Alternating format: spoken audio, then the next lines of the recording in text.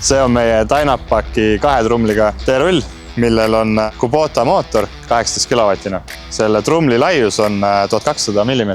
Masina töökaal on 2600 kilogrammi. Masinal on 205-liitriline veepaak. Kui sa tead, mis see märk siin tähendab, siis kirjutage kommentaarides.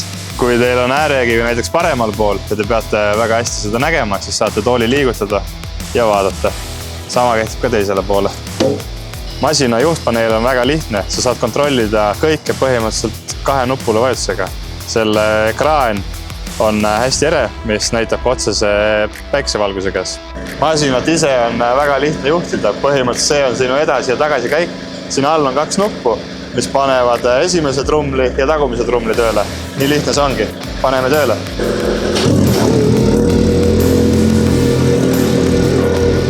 Kui te tegelete teetöödega ja vajate erinevaid teerulle või siis vibroplaate, meil on hästi suur lai valik nendele. Võtke ühendust equipment provideriga.